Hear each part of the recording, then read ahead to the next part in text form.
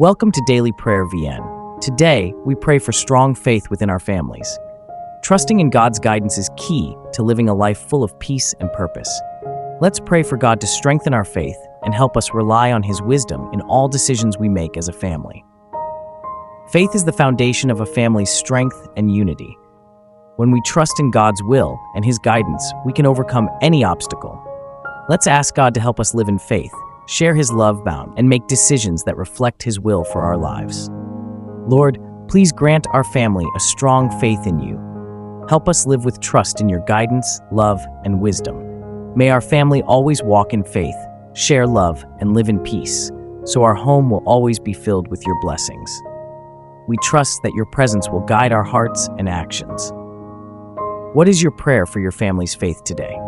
Please share it with us in the comments below. Let's pray together for our families to grow stronger in faith and trust in God. Thank you for joining us in prayer today. May God bless your family with a strong, unwavering faith, guiding you in every decision and action. Don't forget to subscribe to Daily Prayer VN for more prayers to uplift and strengthen your family.